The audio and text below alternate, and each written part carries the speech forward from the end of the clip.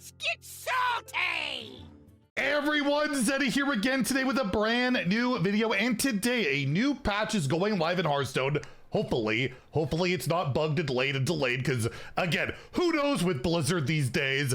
But yes, there'll be a patch going live which will allow you to access the Umbra's Uprising event, which if you zoom in there, has a pretty cool free weapon. There's packs, there's random epics, there's a portrait to get. We're going to talk about that, as well as whether you should hold on to an arena and get a refund on it. No, don't. There's no reset, but we'll talk about that, as well as some, of course, bad news for Hearthstone. We got bad news depending on how you feel about it. You might not care, you might, but it has to do with Ridiculous Hat, and yeah, we'll talk about all of those things. And as always, enjoy the content on the channel. Feel like I've earned your subscription, please hit that sub button down below. Give the video a like, as it helps the channel out a ton. So yeah, this event's going live today. It's not loaded in game or anything. Immic hasn't been able to data mine what the quest will be, but we can see that the first weekly quest we will get will be worth 400 quest XP, which will unlock that card. So hopefully it's doable in a day or so you can actually hopefully can make content on the card. Myself, I'll be trying to actually play standard a little bit tomorrow instead of the arena, or I guess later today, instead of the arena, to try out the buffed quest mage deck. We'll see if that works out. I doubt it will, but we'll try that. But yeah, it'd be cool to try out the weapon. And if you're not sure what that weapon is, it is Staff of the Endbringer, a new Deathlight legendary weapon. So no runes on this, which is really nice. It can go into any Death Knight deck you want. It's a 1/6, so it's going to take a while to break, and you'll want to break it because it has Death Rattle, destroy all minions. And there's not a ton of great weapons in standard right now. None of the meta decks really, outside of Seafoam with a Foam Render card. Is it Seafoam? I don't know. Foam Render card. Some decks run that as a one of, but for this to be a good card, I feel like you need multiple weapons. I feel like you're going to want to time this to break it with another weapon, because yeah, even playing this on 3, you're gonna have to wait 6 hits, 6 turns basically. That's a long time, right, to get that clear. So as it stands, I'm not sure if this will be a big meta player. It's not like our Deathlight's really lacking board clears with Corpse Explosion and Wild Pyro and the Venomous Breath or whatever it's called. They're not lacking too much, and you got other removals. So I don't know if this will be a meta player right away. But with just say we got the freeze weapon back. Remember that thing? That was really good. Went to a lot of decks. I wouldn't mind that with the Staff of the Endbringer, right? If I'm playing multiple weapons. So, or get the Root of Darkness. Remember that card? That was really good. But yeah, none of that's in standard right now. So I'll be surprised if this sees a lot of play early on outside of experimentation. So I guess I want to rate the card. I haven't rated the card for review purposes. So let's do that now so we could quote this later. I like that it's rated on top decks here as a 3.4 out of 5. It's kind of how I'm feeling. It's a fringe card, maybe a 3, more likely a 2 right away. But I'll give it a 3 out of 5 in standard. It might be worth, playing and putting some weapons in your deck, or maybe, yeah, just swinging that many times. You get the ping. There's 6 different instances of 1 damage. That is something to, it's not it's completely nothing. That can matter. Even Twig of the World Tree, that ping, that actually helped a lot sometimes. So I'll give it a 3. It could see some play, more removal for Deathlight, right? They really needed it. But, it is what it is. And in Wild, where you do have all those weapons I talked about and all those synergies, really slow there. I don't even remember the last time I saw a Death Knight in Wild. Typically, you're playing a really greedy deck and probably not playing at the highest of ranks.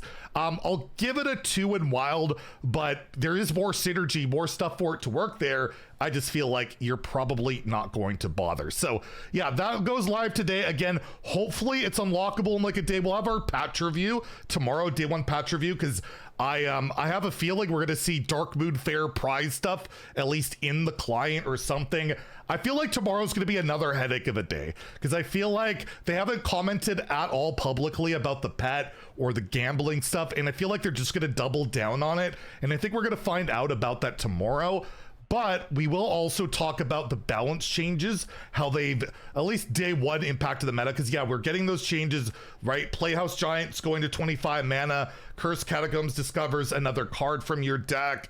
The Forbidden Sequence, the thing I'm excited about, getting buffed from 8 to 7 cards. Should be pretty darn good in Arena, I'll say that much. I don't know about ladder, and of course the Demon Hunter quest reward working on your opponent's turn. But nothing else too major other than that. And yeah, I keep getting asked, should I go into the arena? A lot of times, like, there's an arena reset, right? When there's a patch. It used to be every 0.2, 0.4, 0.6, 0.0 whatever patch they had an arena season. That has stopped with the underground. There is no arena season reset with this patch, so there's no reason to save an arena and get a refund. You will not. My suspicion is we'll get a new season with the mini set, which we'll talk about in another video when I think that'll be coming, but likely early September. And yeah, so right now, if you have a regular arena, underground arena, you will not get a refund on it. So just be aware of that. You don't need to start a run, have it sitting there, at least not yet. There is no season reset, so that's kind of lame. I kind of would like a shake up. It's getting pretty stale. But regardless, yeah, you don't have to do that. And I'll give you guys an update, by the way, on my stream today, or I guess yesterday. We got another 12-win run, and I did get crowd's favor yet again. We are officially at 75 runs of 6 wins or more without getting a crowd's favor. It is getting insane. And the reason you know that from this is if there's a blue border, you didn't get it. If there's an orange border, I've been told, I haven't got it, but I've been told you get it. But the rewards are there, and no gold in this, but I did get 2 golden packs, 4 tickets, and 3 packs. It's silly, and yes, we still haven't heard about arena rewards being, we haven't heard anything from Blizzard, really anything. It is radio silent. This is the most silent they have been probably in modern times, since like the old Ben Bro days where they didn't say a lot. Like, it is really bad right now. And yeah, we'll see what that patch looks like tomorrow.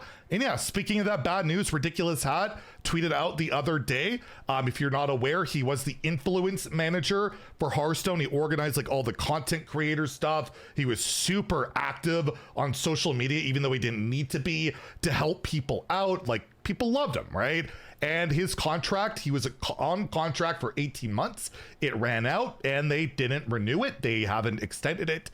And he says here, "Hi folks, my contract with Blizzard has concluded and I'm actively looking for work in the community and influencer marketing world. Here's the longer LinkedIn post version." I'll link that down below if you want to take a look, maybe give him some support. Maybe you're somehow are somebody who would want to hire him, because as you will see, he is very highly recommended by many people. He says, "Happy to chat, DMs are open," and a flood of support with all these quote retweets. Celestalon, plenty of content creators who he has impacted. Day 9 chiming in. Lorinda is one of the casters. Myself, he's an idiot. Cantaloupe, Warshak, like tons and tons and tons and tons of people. Like, what are you doing, Blizzard? It's crazy. We do have Alkali now as the influence manager in that position. She is phenomenal. She's great, but he was doing a great job from everything we could tell, but we don't know the behind the scenes stuff. We don't know anything. All we know is, yeah, he's not with Blizzard anymore, and it doesn't look like he's probably ever coming back. And I will just end off with saying this: he deserves better, right? Like, that's probably going to be a good thing for him, honestly. Blizzard doesn't deserve him, and he deserves to be somewhere where he will, you know, be respected, paid properly, you know, treated well. And I really hope that company finds him, because I assure you they will be very, very happy with him. He was absolute delight to work with, and it still blows my mind that Blizzard doesn't value him enough. But we've been seeing with a lot of decisions lately, nothing really does make much sense in the Blizzard world, and I'm sure we'll be talking about that more and more as the days and weeks go on, because I don't see things improving much, at least in the immediate future. Anyway, if you enjoyed the video, please like and subscribe, and make sure to get that free card, get those free packs and all that stuff today. You don't want to miss out. Have a great day and stay salty, my friends.